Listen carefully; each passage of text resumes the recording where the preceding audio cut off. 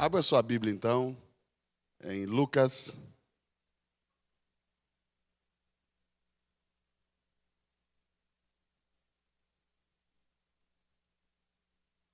capítulo 9.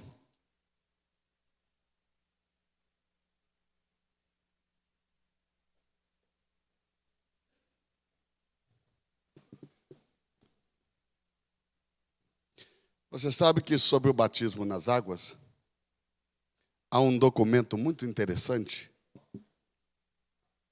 um documento antigo, do 2º século da igreja, em que a igreja cresceu muito para a região da Galácia e para outras regiões frias do mundo antigo. E havia uma preocupação como batizar crianças e idosos. Porque em regiões muito frias, logo após o batismo por imersão, vinham a falecer alguns idosos e também aconteceu de falecerem crianças. Por causa disso, houve uma necessidade de um batismo por aspersão, ao invés de mergulhar a pessoa nas águas, a criança ou o ancião, eles borrifavam água na pessoa e batizavam com a água borrifada. Então, tempos depois, isso já havia virado uma prática nas regiões mais frias. Mandaram uma carta a São Cipriano, perguntando se verdadeiramente eram cristãos esses que tinham sido batizados com água borrifada. E São Cipriano, um dos pais da igreja, ele responde dizendo que sim, eram cristãos, mas que sobre eles havia uma graça diferente. Diferente da graça que estava sobre aqueles que foram mergulhados na água. Conforme a tradição de São Cipriano, ele escreve, com 3 mergulhos. Então, no 1º, 2º e 3º século da igreja, eles batizavam uma vez em nome do Pai e voltava, outra em nome do Filho e voltava, outra em nome do Espírito e voltava. 3 mergulhos. Hoje, tradicionalmente, se faz um mergulho só, né? Mas há outros relatos também de que eram 3 mergulhos. Eu achei super interessante quando ele diz que os que foram borrifados têm uma graça diferente. Que é o pessoal católico, né? A aguinha foi lançada na cabeça. E qual é a graça diferente? É que sem o batismo por imersão, a pessoa não pode entrar no reino. Ela vai poder ver, mas não vai poder entrar. Não vai poder participar. Isso que diz lá em João 3, né? Aquele que nasce do Espírito vê o reino, mas só pode entrar no reino quem nasceu da água e do Espírito. Então, esse entrar no reino é participar do governo de Cristo. É governar com Ele sobre a terra. Porque você sabe que o pessoal fica esperando que nós vamos ser felizes numa terra nova, né? E Deus prometeu que nós vamos ser felizes nessa mesma terra. E no mesmo lugar da nossa humilhação, Ele disse que nos dará dupla honra. No mesmo lugar onde nós somos perseguidos, humilhados, maltratados, Ele nos dará governo sobre as nações da terra. E diz que Ele vai distribuir a autoridade, vai distribuir governo, e que algumas pessoas vão reinar sobre uma cidade só. E se você pegar uma cidade só, já se alegre, porque é difícil pegar a cidade para governar. Mas outras pessoas dizem que Ele vai dar governo sobre 5 cidades. E a outras pessoas Ele vai dar governo sobre 10 cidades. Tente imaginar você governando na cidade que te perseguiu. Você sabe que nesse tempo chamado o Reino de Cristo, o reino é um período em que Cristo vai reinar na terra, chamado o período milenar. Durante 1000 anos, Jesus vai reinar na terra. Esses 1000 anos correspondem a 1000 anos sabáticos que nós não pagamos como humanidade, desde que Adão veio para a terra. Eu não sei se você sabe, que Deus fez o homem no sexto dia e entregou a terra para ele no sétimo. E o sétimo dia não era para ter tido um fim. Todos os outros dias, o primeiro, o segundo, o terceiro, o quarto, o quinto, o sexto, tiveram tarde e manhã. Você não lê isso acerca do sábado. Porque o sábado era para ser um dia eterno. E o homem não devia trabalhar, porque o homem não foi criado para o trabalho. O trabalho é um mal necessário. Mas o homem foi criado para o descanso. Sábado é o dia do descanso. Deus entregou a terra para o homem e disse: descansa.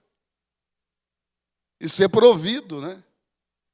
Deus proveu tudo, porque o sábado era para ser um dia eterno, um dia que não deveria acabar. Agora, quando Jesus voltar, nós vamos viver esse sábado eterno. Nós vamos viver um eterno descanso. Mas antes de iniciar esse descanso eterno, haverá esse período de 1000 anos em que Cristo vai governar sobre essa terra corrupta. Não é sobre a nova terra, o novo céu, aquele que você leu lá em Apocalipse, que vi um novo céu, uma nova... Não, é sobre essa terra corrompida que vai se reinar. E o que vai acontecer? Deus vai fazer justiça durante 1000 anos. E durante esses 7.000 anos, que nós não pagamos os sábados, então nós vamos fazer 1000 anos sabáticos, porque tem 3 tipos de sábado na Bíblia. O dia de sábado, o ano sabático e o jubileu, né? Que também é um sábado.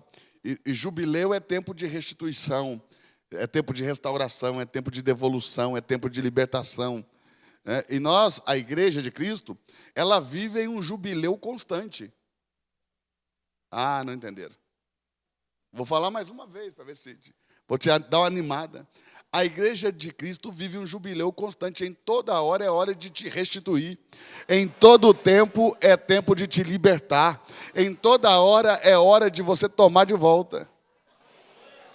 Mas não tem um texto na Bíblia que diz que o ímpio ajunta riqueza para o justo? Sim ou não? É nesse período milenar que vai haver essas restituições. Nós seremos autoridades e governo. E nós vamos, então, tomar do ímpio e entregar para o justo. Mais ou menos como o banco faz com a gente hoje. Quem dá aí? Nós vamos tomar também. E tudo que era... É uma promessa de Deus. Tudo que Deus colocou na sua mão, que por qualquer motivo você tenha perdido, nesse tempo te será restituído. Pastor, o banco levou meu terreno, vai trazer de volta. Pastor, o banco tomou meu carro, vai ter que devolver. E o problema é que Deus nunca vai querer pegar de volta o mesmo que eles levaram. Ele diz que o mínimo que ele pega de volta é 7 vezes mais. 7 vezes mais tudo o que te levaram. Então esse período é o período da restituição, é o período do juízo. As nações serão governadas por nós. Nós vamos executar juízo na terra. Olha, é uma coisa tão tremenda. A cidade de Jerusalém vai vir voando do céu, a nova Jerusalém, e ela vai ficar parada sobre a cidade velha de Jerusalém, lá em Israel, no Oriente Médio. De todos os lugares da terra, nós vamos olhar e vamos ver a cidade. Isso se chama a parousia da cidade. Ela vai permanecer 1000 anos na sua parousia. Por que ela não desce nessa terra? Porque essa terra está contaminada. Enquanto Deus não varrer essa terra com fogo e não purificar com fogo essa terra, e uma nova terra for gerada, a cidade não desce na terra. Ela vai ficar voando. Só que diz o texto de Isaías que alguns de nós, que estaremos já glorificados, vamos sair voando pelas janelas das cidades. Nós vamos sair voando pelas janelas da cidade. Eu sei que você não gosta de sair voando, eu vou voar. E diz que haverá uma grande festa, com muita carne, muita gordura. E agora você come a gordura, faz mal. Você vai comer muita gordura, não vai te fazer mal algum. Vai ser um festival de picanha como você nunca viu igual. E diz que nós vamos beber vinhos velhos. Olha que coisa de doido. Nós vamos beber vinhos velhos. O que é isso? Vamos beber vinho alcoólico. E diz que nós vamos nos embriagar e vamos nos alegrar. E não vai ter mal nenhum nisso.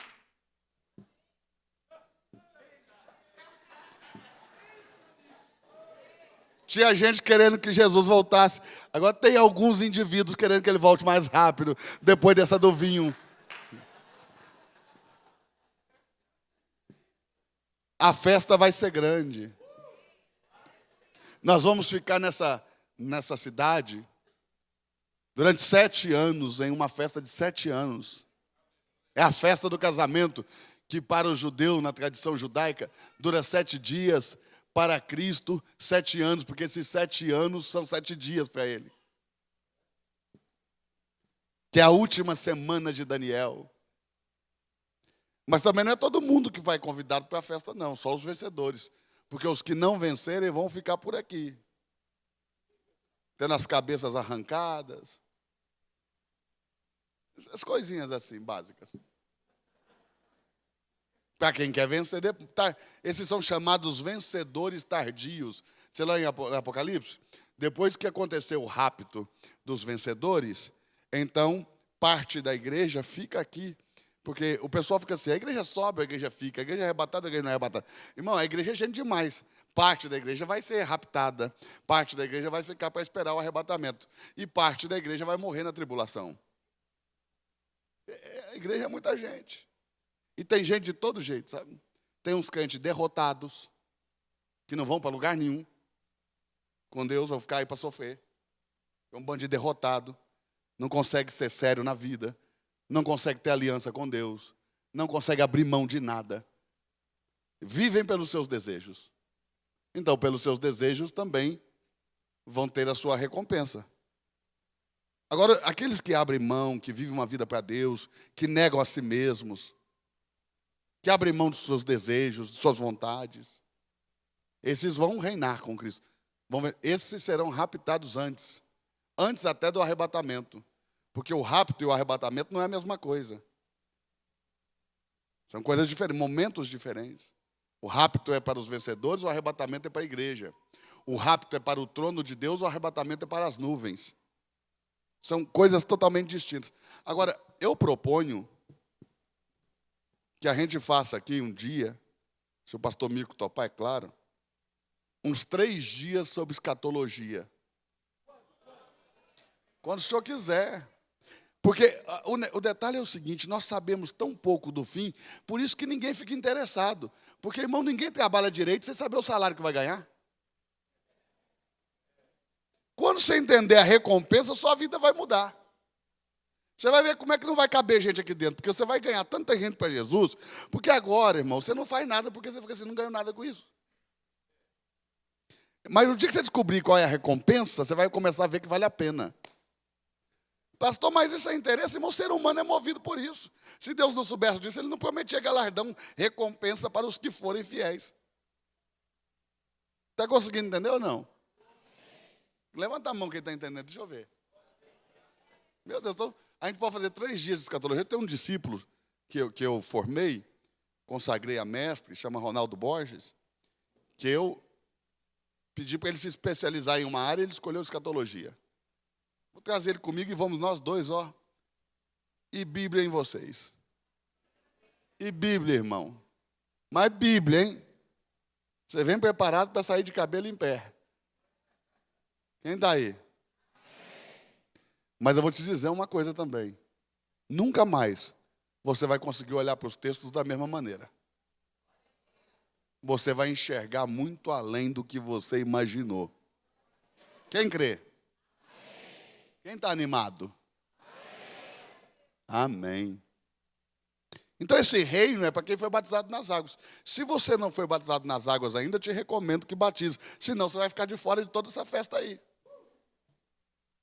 Quem quer reinar com Cristo? João Batista não vai, para você ter uma base.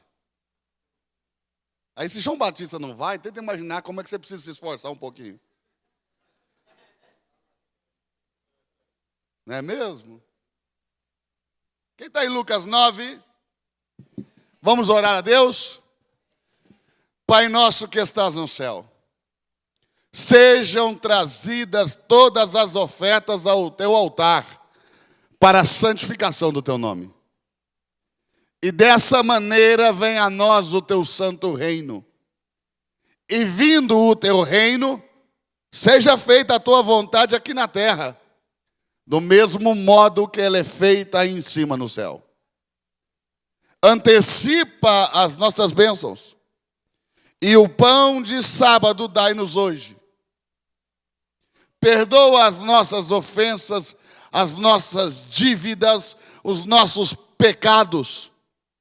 E dai-nos humildade e coração para perdoarmos aqueles que têm nos ofendido, pecado contra nós e os que nos devem.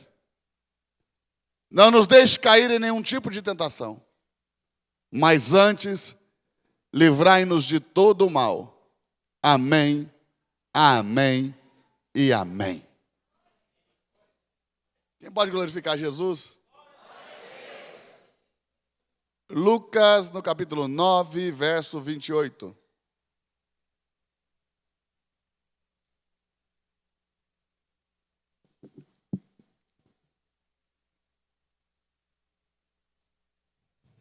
Aconteceu que quase 8 dias depois destas palavras, tomou consigo a Pedro, a João e a Tiago, e subiu ao monte a orar. E, estando ele orando, transfigurou-se a sua aparência, transfigurou-se a aparência do seu rosto, e a sua roupa ficou branca e muito resplandecente.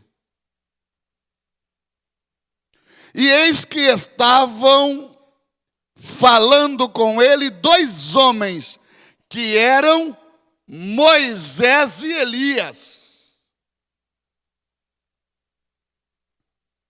os quais apareceram com glória. Os quais apareceram com glória e falavam da sua morte. Só mais um minuto. Falavam sobre o quê? Não, só os crentes, os simpatizantes podem ficar de fora. Falavam de quê? Não, veja se você está entendendo. Quando Jesus nasceu,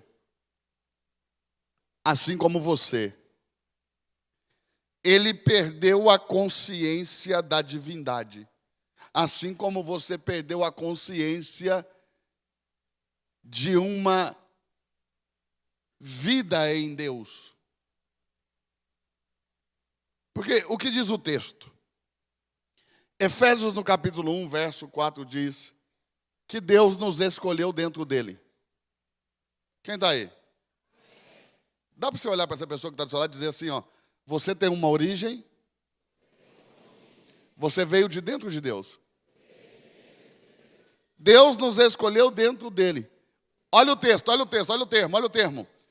Antes da fundação do mundo. Pastor, por que eu não lembro disso? Porque quando você nasce, você perde a consciência, a memória do Espírito. Da vida no Espírito. Da vida que você tinha em Deus. Antes de você encarnar, você e Deus já se relacionavam. E eu não sei se você sabe, você não nasceu por acaso, independente da circunstância que você tenha nascido. Pastor, mas eu fui um filho não planejado por seus pais, mas foi planejado por Deus. Quem daí? A coisa é muito forte, é muito tremenda. E quando você e Deus se relacionavam, vocês combinaram algo que você ia fazer para ele aqui na terra, porque você nasceu com uma missão. Você foi enviado para a terra como um missionário, como uma missionária. Você nasceu como um resgatador, como uma resgatadora. Jesus mandou você para essa casa, para essa família, porque se todo mundo falhar lá, você vai ser o Cristo deles. Está conseguindo entender? Diga amém. Se todo mundo no seu bairro falhar, Deus conta com você para resgatá-los. Jesus dentro de você vai operar esse resgate. Você vai ser um Jesus para eles. Assim como Moisés foi diante de Faraó como um Deus, assim como Salomão se assentou no trono de marfim como um Deus, ele vai te colocar você como um Cristo. Você vai ser um resgatador.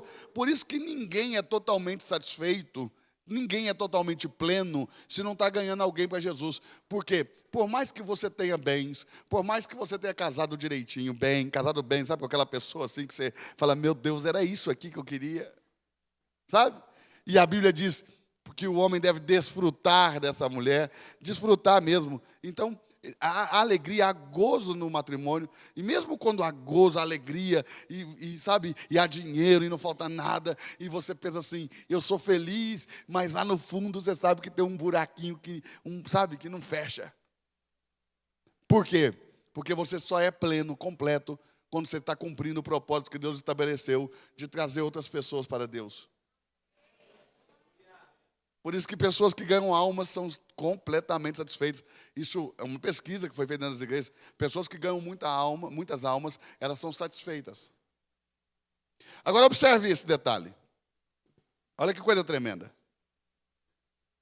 Você foi enviado com um propósito pré-estabelecido. Por isso que lá no Salmo 139, verso 16, está escrito assim, que Deus escreveu no livro dele todos os nossos dias, quando nenhum desses dias ainda havia. Olha como diz o texto, o Senhor me conheceu substância ainda informe. Eu não tinha forma. Você não tinha forma.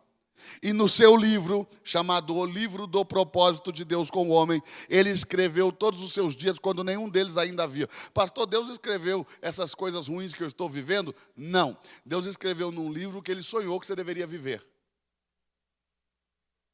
Tudo que ele sonhou para você, ele escreveu num livro. Está conseguindo entender? Diga amém. Mas quando você nasce, você começa a escrever outro livro, que é chamado O Livro da Sua Vida.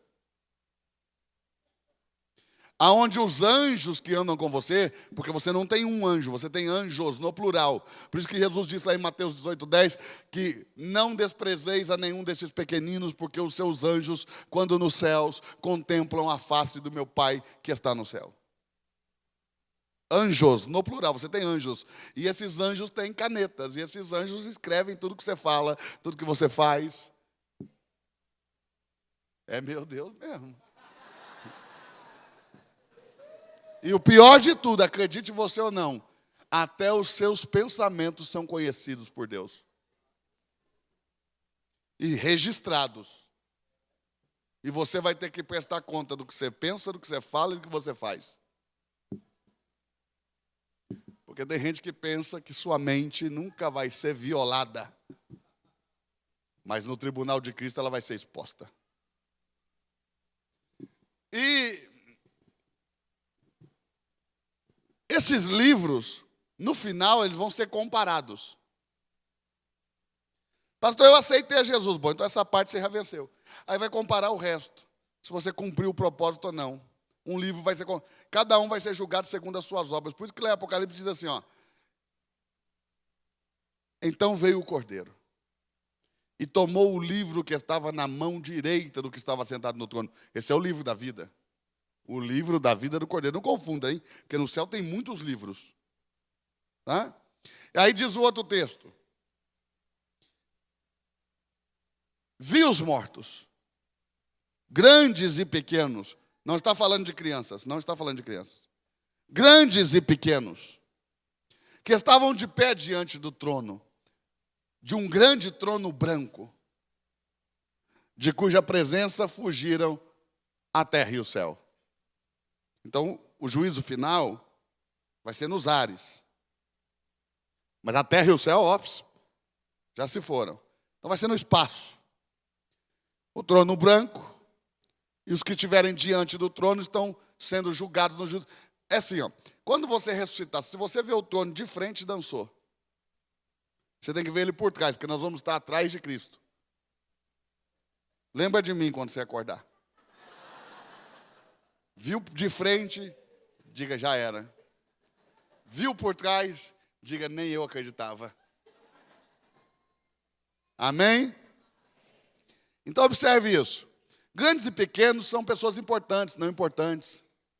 Tá?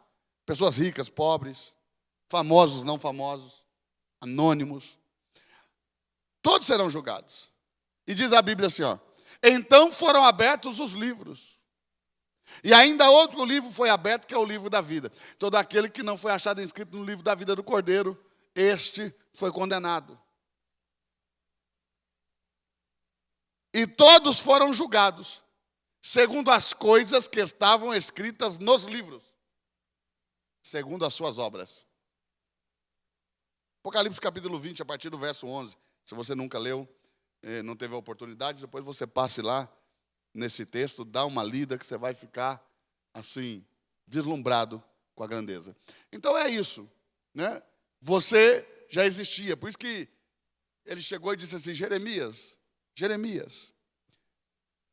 sim, Senhor, que história é essa de você querer ser sacerdote? Mas, Senhor, eu nasci na casa de Ilquias, sacerdote, eu moro numa cidade sacerdotal, chama Anatote, e é a tradição do Senhor que quem nasce na casa de sacerdote vira sacerdote. Mas, Jeremias, antes de você entrar no ventre da tua mãe, eu te conheci. Porque o que determina o sacerdócio é o ventre, não é isso? Deus está dizendo, eu determinei antes do ventre, então esquece o ventre. Eu vim primeiro. Antes de você ser formado no ventre da tua mãe, eu te conheci. Quando você declara conhecer alguém? Só depois que você se relaciona com ela. Antes de você ser formado no ventre da sua mãe, eu te conheci. O que Deus está falando? Antes de você ser formado no ventre da sua mãe, eu e você tínhamos um relacionamento. E nesse nosso relacionamento eu te consagrei a profeta. Que história é essa de querer ser sacerdote? O pessoal é assim.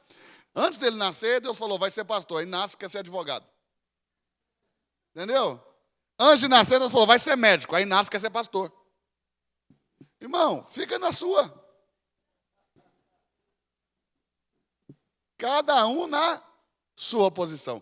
Deus precisa de pessoas em todas as posições. Amém? Agora olhe bem. Então, quando você nasce, você perde a consciência de tudo isso. Você precisa descobrir o propósito que Deus tem com a sua vida. Aí você descobre isso de uma maneira só, não tem outra, orando, intimidade, relacionando com Deus. Ele vai te mostrando o que vocês tinham combinado. E aí você diz, pastor, recebi o chamado. Porque você acha que está sendo chamado agora. Mas ele disse que te chamou desde antes de você ser formado no ventre da sua mãe. Ele já tinha te chamado. Você só está lembrando. Você vai tendo flashes de memória. E você vai tendo vários déjà vus. Porque antes de você viver tudo que você está vivendo, ele te mostrou o que você poderia viver e tudo que você deveria viver e o que você poderia viver. E de vez em quando você chega em algum lugar e você pensa, já tive aqui, já vi essa cena. Claro que já vi, ele te mostrou tudo. Depois eu vou recomendar para você uma leitura, tem um pequeno livrinho chamado O Perfil de Três Reis. Esse é um livro que você precisa ler uma vez por dia, durante uns 30 dias pelo menos. E você preste muita atenção no prólogo desse livrinho, que você vai ficar encantado. Está falando sobre isso que eu estou falando com você. Amém? Anote aí, O Perfil de Três Reis. Você pode baixar na internet, pode comprar, chega na sua casa pelo correio. É um livrinho, é uma leitura de 1h30, 2 horas no máximo. Coisa boa. Não, é uma leitura bem rápida, é uma leitura simples. É um livrinho pequeno. Você vai ler bem rapidinho. Amém? Agora, olha, preste atenção. Quando Jesus nasceu, ele também perdeu essa memória. Ele não sabia que era Deus. Ele descobriu a divindade. A mãe dele teve que contar para ele, olha, você não nasceu como qualquer menino, meu filho. Mamãe era virgem. E ele teve que acreditar nessa história. Mas sua mãe falar para você assim, quando você nasceu, era virgem. Só pela cara eu já vi que você não ia acreditar. Mas ele teve que... E outra, mas antes de tudo, apareceu um anjo na minha casa, chamado Gabriel. Ele disse que assiste diante do trono de Deus. Quando ele disse que eu ia dar luz a um menino, eu disse, como se eu não conheço homem algum? E ele me disse assim, ó, o Espírito Santo virá sobre ti. De novo. como se eu não conheço homem algum? Aí ele disse: o Espírito Santo virá sobre ti.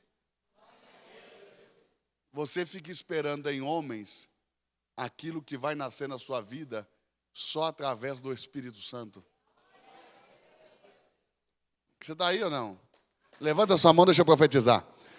Você não vai precisar de homens, nem de padrinho, nem de indicadores, nem de nada. Você só precisa que o Espírito Santo venha sobre você. E todos os sonhos de Deus vão nascer de você. Aleluia! Quem crê nisso? Então levante a sua mão e que o Espírito Santo venha sobre você essa noite, para que você possa gerar para Deus tudo aquilo que Deus tem sonhado para a tua vida.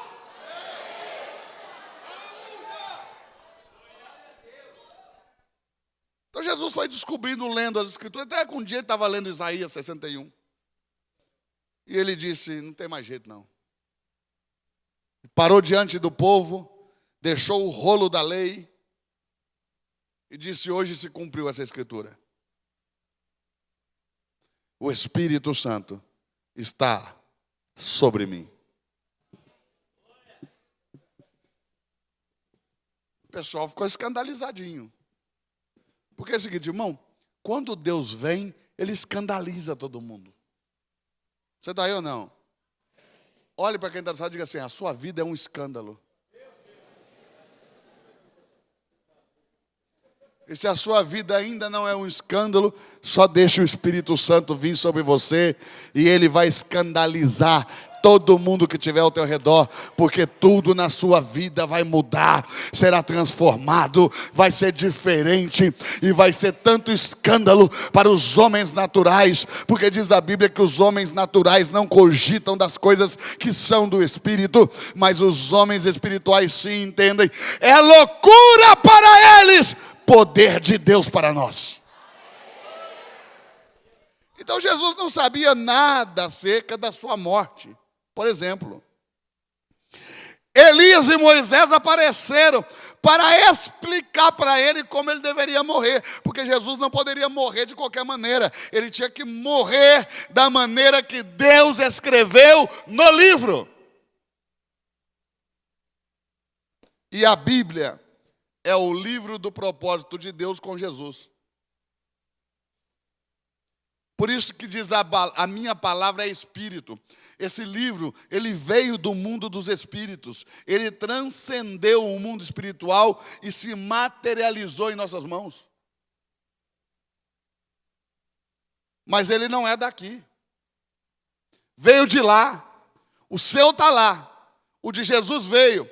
E ele viveu para nos ensinar que também devemos viver o que de nós foi escrito. Por isso alguém perguntou para ele: Senhor, nós somos judeus, estamos descendo a Jerusalém. Todo judeu corta a volta de Samaria. Por que o Senhor passa por Samaria? E ele disse: porque de mim está escrito. Eu não faço o que eu quero, eu faço o que de mim está escrito. Eu não faço o que eu quero, eu faço aquilo que Deus determinou sobre a minha vida. Eu não escolho o que eu quero, eu escolho o que Deus determinou sobre a minha vida. Eu não vou para onde eu quero, eu vou para onde Deus determinou sobre a minha vida. Eu não caso com quem eu quero, eu me caso com quem Deus determinou sobre a minha vida. É assim. A vida de um homem espiritual é assim. Ele não vive as suas vontades, ele vive a vontade daquele que o gerou.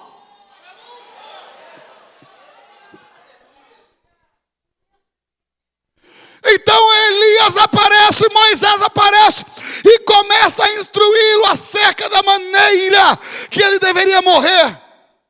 Ora, ele veio morrer por nós?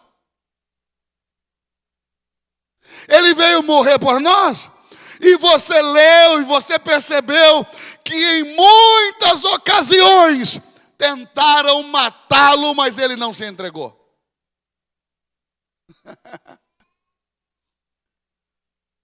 Quando tentaram lançá-lo de um precipício, ele não permitiu. Por quê? O acusaram de heresia contra a palavra de Deus. Por esse motivo, não. Porque não pode haver nem sombra de dúvida que ele não pecou contra a lei. Quem está aí, diga amém. Tentaram apedrejá-lo, também não se entregou. Porque a sua morte tinha sido planejada. Vou falar de novo. A morte de crucifixão, a morte por crucifixão, já tinha sido planejada. E é mentira que quem crucificava era romanos, porque a crucifixão é uma prática judaica antes que Rômulo e Remo nascessem.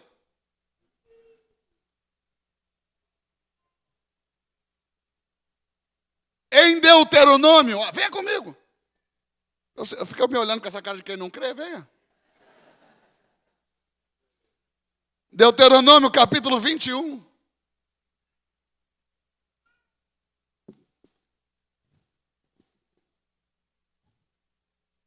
Deus quer alinhar você com o propósito dele. Você está entendendo? Diga amém. E se esse alinhamento acontecer essa noite, eu te garanto que ainda esse ano você vai viver tantos milagres como você nunca imaginou. Presta atenção, Deus quer alinhar você com o plano dele, com o projeto dele. Deus quer alinhar você com o céu, não é com a terra. Irmão, para de ficar tentando viver na terra. Você tem que viver os sonhos, os desejos, os desígnios e os propósitos do céu. Deus quer alinhar você com o céu. Deus quer alinhar você com aquilo que é do Espírito. E eu profetizo que você vai ser tomado pelo Espírito Santo. E a tua mente, os teus pensamentos, tudo em você vai se voltar para cima e não para baixo. Vai se voltar para o céu e não para a terra. Quem está aí? Tem crente aí? Se está aí, fala alguma coisa para Jesus, pelo menos, para ver que está vivo. Aleluia. Verso 22 do capítulo 21 de Deuteronômio. Olha isso. Quando também em alguém houver pecado digno de juízo de morte, e for morto, e o pendurares em um madeiro. Você está aí, irmão? Fala alguma coisa. Vamos, incrédulo, fala alguma coisa aí. Olha bem, quando em alguém houver pecado digno de juízo de morte, e for morto e pendurado em um madeiro, o seu cadáver não permanecerá no madeiro, mas certamente o enterrará no mesmo dia, porquanto o pendurado é maldito. Meu Deus. E, fazendo assim, não contaminarás a tua terra que o Senhor teu Deus tem te dado por herança. Por que então que eles quebravam as pernas dos que eram crucificados? Porque se eles demorassem a morrer, se lhes quebrava as pernas, então não tinham força para se parar e eles morriam asfixiados, sem ar, com seus pulmões comprimidos. E era assim, a maneira cruel de se acelerar a morte de quem estava no madeiro. Para retirá-lo do madeiro, para desfazer a cruz rapidamente, porque o sol não podia se pôr com a cruz cravada na terra, porque se o sol se pôs com a cruz cravada na terra, aquela terra se tornava toda amaldiçoada. Porque a cruz é um símbolo de maldição e não de bênção. Não confunda a mensagem da cruz com a cruz. E não seja inocente. Carregar uma cruz no peito é idolatria.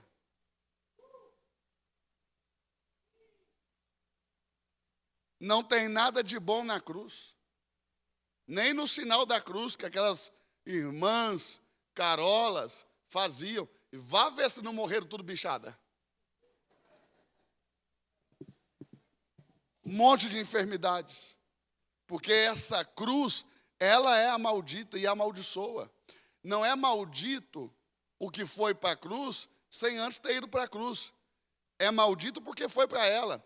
Se fez maldito porque foi para a cruz. Essa é a mensagem. Jesus não era maldito. Aliás, se fez maldito em nosso lugar, sendo pendurado no madeiro. Se ele não toca a cruz, não havia maldição.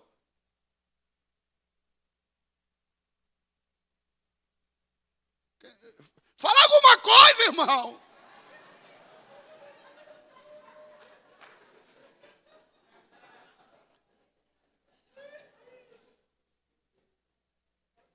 Então era assim. Agora, como o profeta Isaías profetizou, olha o que ele disse: ele vai deitar a sua cabeça sobre o madeiro, mas nenhum de seus ossos serão quebrados. Porque esse é um sinal de que ele não é normal. Esse é um sinal que a morte dele foi planejada. E ele vai morrer antes de lhe quebrarem os seus ossos, quando quebraram os ossos do primeiro.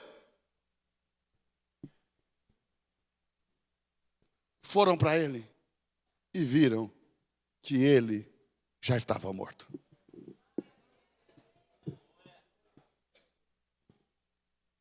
Quem está aí? É algo tremendo. Então ele já sabia de que morte ele havia de morrer. Venha comigo em João no capítulo 2. Venha. Espero que você esteja anotando isso, hein? Nunca mais na vida você vai achar.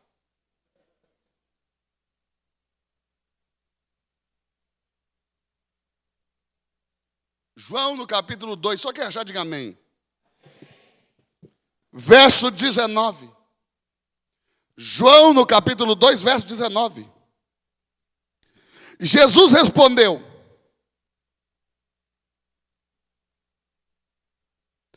e disse: destruí esse templo, e em 3 dias eu o levantarei. Destruí esse templo, e em 3 dias eu... Daí disseram os judeus: em 46 anos foi edificado esse templo, e tu o levantarás em 3 dias? Que templo é esse? Esse é o templo que tomou lugar do templo de Salomão. É o chamado templo de Zorobabel, ou templo de Herodes. O templo que foi construído depois que os filhos de Israel saíram da Babilônia.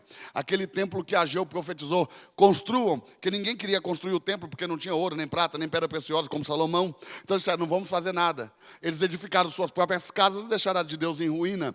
Então Ageu se levantou e disse: assim diz o Senhor, suba os montes, arranquem as pedras, cortem as madeiras e construam a casa de Deus de pedra e de madeira. E assim diz o Senhor: a glória dessa segunda casa será maior do que a da primeira. Porque o templo de Salomão tinha muito ouro, mas Jesus nunca entrou nele. Nesse aqui Jesus entrou. E dormiu 3 dias no lugar da arca da aliança. Por isso que esse templo de Zorobabel não tinha arca, porque a arca verdadeira entrou nele. Ele ficava escondido até os sacerdotes fecharem o santuário. Quando fechava, ele ia lá dormir, lá no lugar da arca. Ele dormiu 3 dias na presença de Deus. E ele teve 3 anos de ministério bem sucedido. Levanta a sua mão, deixa eu profetizar. Cada dia que você passa na presença de Deus te garante um ano de vitória. Ah, não! Vou falar de novo. Cada dia que você passa em vigília diante do teu Deus te garante um ano inteiro de vitória. Você será bem sucedido no teu ministério, no teu trabalho, na tua vida familiar, nos teus relacionamentos, nos teus negócios, em tudo.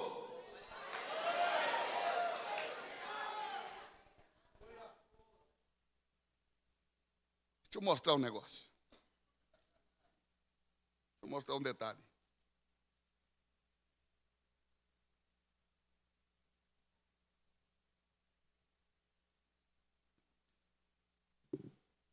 Observe isso. Em 46 anos foi edificado esse templo, e tu o levantarás em 3 dias. Mas ele, verso 21, estava falando do templo do seu corpo. Mas ele estava falando do templo do seu corpo.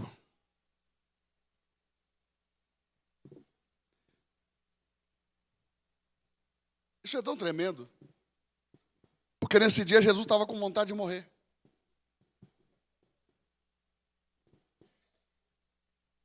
Ele entrou ali e declarou essas palavras porque Elias e Moisés já tinham explicado para ele como ele ia morrer e debaixo de que tipo de acusação.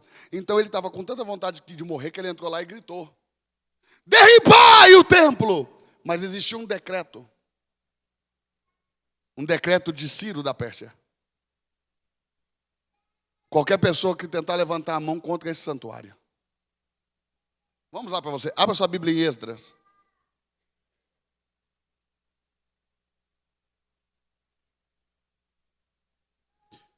Pastor, o que é Esdras? É um livro da Bíblia, meu filho.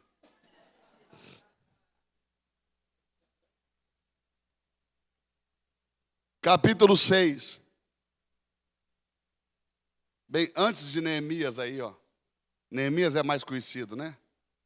Então você chega em Neemias e volta, você vai achar Esdras.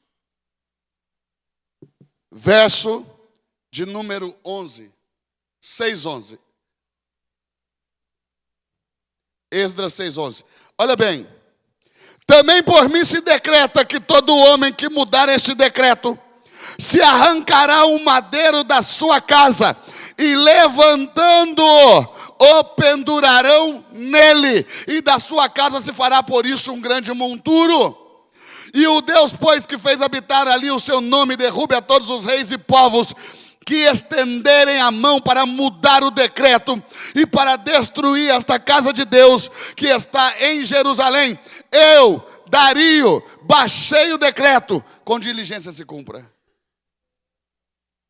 Então observe, tem um decreto de lei que diz que se um homem levantar a mão contra o santuário, a casa dele deve ser derrubada, uma viga da casa deve ser arrancada, e ele deve ser crucificado no madeiro de sua própria casa. José não era carpinteiro por acaso, porque até a qualidade da madeira foi profetizada. Não tenho tempo de te mostrar, mas se você ver José construindo, vai dizer a madeira. Se você ver a profecia, a madeira que ele usa para construir a madeira da profecia é a mesma.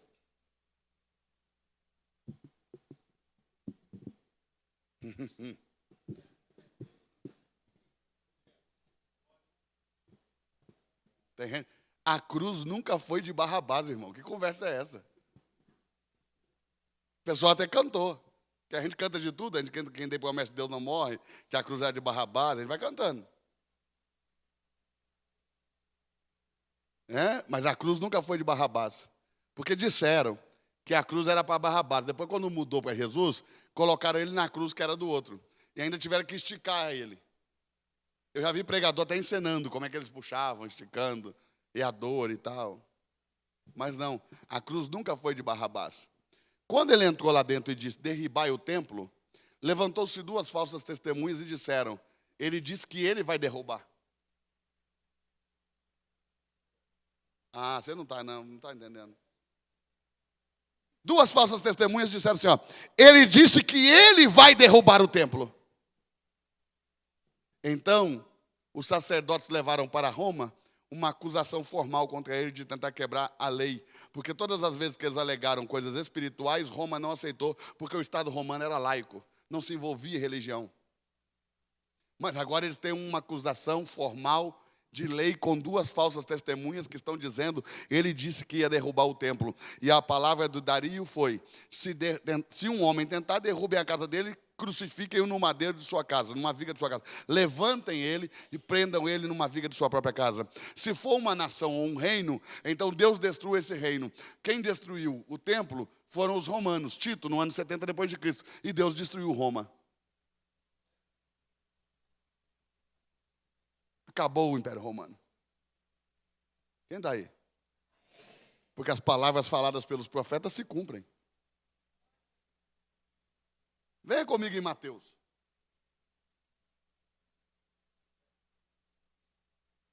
Comigo em Mateus. Perguntei se você gostava de Bíblia. Você falou que gostava?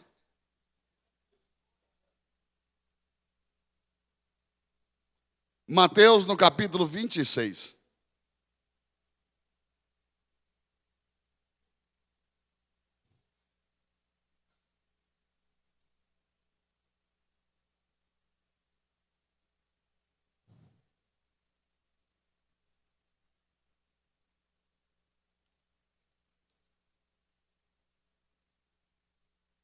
Quem está aí? Verso de número 57. E os que prenderam a Jesus, o conduziram à casa do sumo sacerdote Caifás, onde os escribas e os anciãos estavam reunidos. E Pedro seguiu de longe até o pátio do sumo sacerdote, e entrando assentou-se entre os criados para ver o fim. Ora, os principais sacerdotes e os anciãos e todo o conselho buscavam falso testemunho contra Jesus para poderem dar-lhe morte. E não o achavam, apesar de se apresentarem muitas falsas testemunhas. Não o achavam, mas, por fim, chegaram duas testemunhas falsas e disseram: este disse, eu posso derrubar o templo de Deus e reedificar em 3 dias. O que aconteceu nessa hora? Os sacerdotes mandaram até a casa de Maria em Nazaré.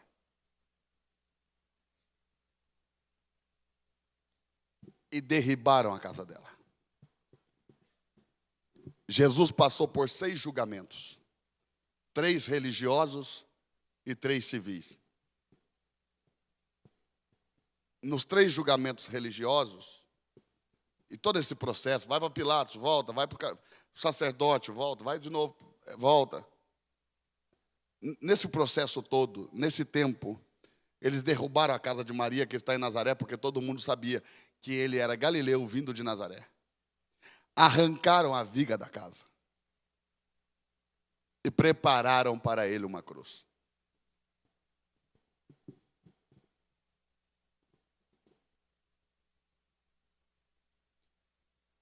E aonde ele deveria ser crucificado? Fora dos muros da cidade, porque ele era uma oferta pelo pecado, não podia morrer dentro do santuário. Levaram ele para fora. Passou pelo Monte Sião, mas não pôde morrer ali. Passou pelo Monte Moriá, mas não pôde morrer ali.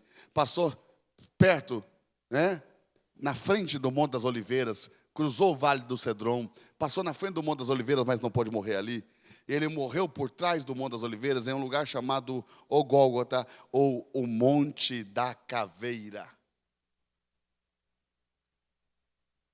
Só que lá no Salmo 68,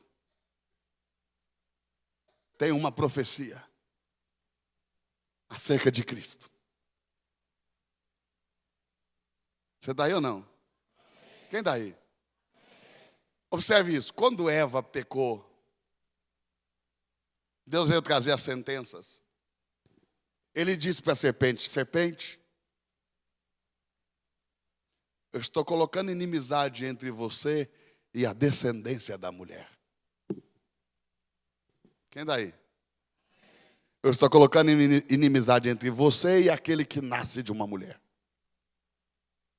Você lhe ferirá o calcanhar, mas ele te ferirá a cabeça.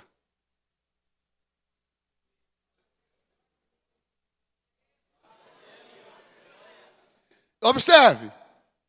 E lá no Salmo 68 diz acerca dele: ele ferirá o crânio cabeludo da caveira.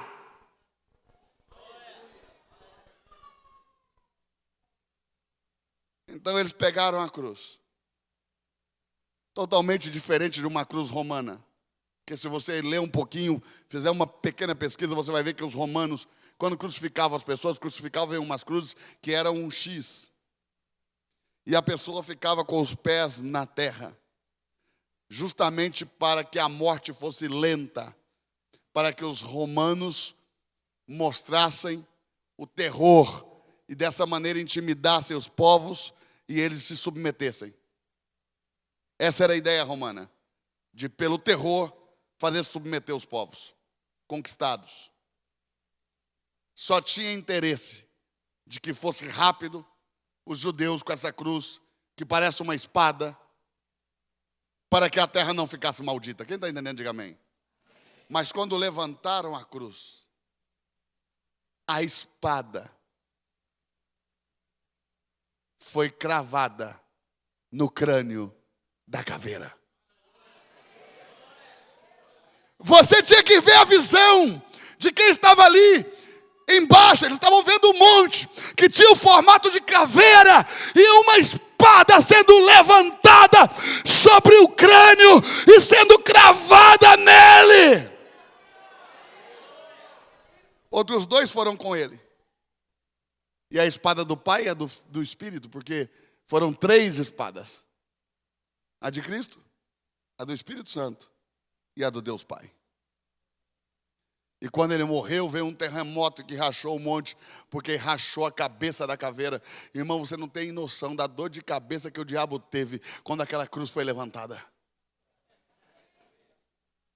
Uma espada foi cravada no seu crânio. Por isso o terremoto rachou o monte. Você está aí ainda? Fala alguma coisa para Jesus. E crucificado lá, aos pés da cruz estava Maria. Venha comigo, abre em João 19, João 19, João 19.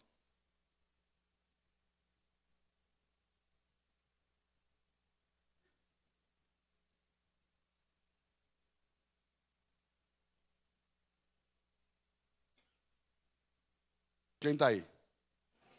Verso 25. João 19, 25. E junto à cruz de Jesus estava sua mãe. E a irmã de sua mãe, Maria, mulher de Clopas. E Maria Madalena. Ora, Jesus vendo ali sua mãe e o discípulo a quem ele amava,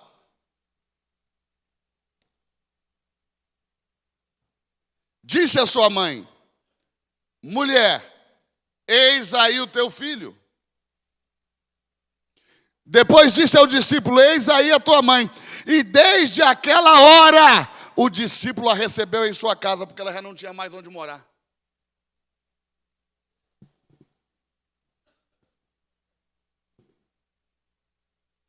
O discípulo a recebeu em sua casa. Por isso que Paulo, o apóstolo, quando encontra com Maria, ela está na casa de João, lá na Grécia.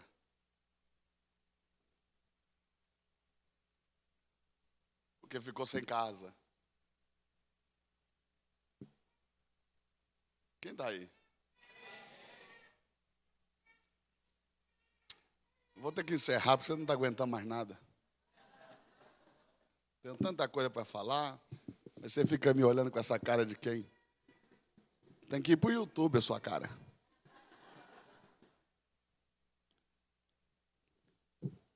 Mas deixa eu te dizer uma coisa. A cruz, a madeira da cruz,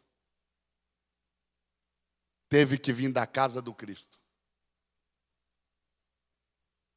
Diga assim, por quê? Por causa do cuidado que Deus tem com as ofertas. Ah, você não pegou. Jesus é o Cordeiro de Deus. Jesus é a oferta de Deus. E a oferta de Deus tem que ser entregue no altar de Deus. Por isso que ele diz: quando eu for levantado da terra, todos atrairei a mim. Por que ele tem que ser levantado? Porque o Monte da Caveira é um altar do espírito de morte. E uma oferta a Deus não pode ser entregue no altar de Satanás. Então Deus colocou um pedaço de sua própria casa sobre o altar do diabo, fazendo da cruz um altar para Deus. E levantou a oferta para que ela não tocasse o altar de Satanás, para que Deus a pudesse receber.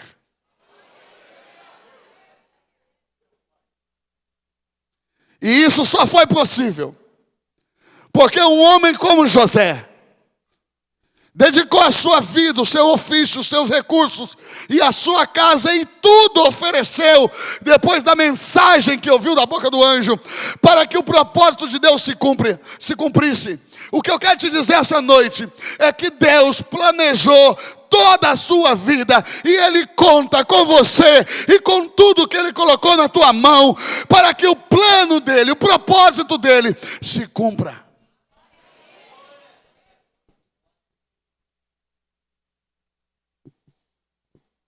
Tudo que José construiu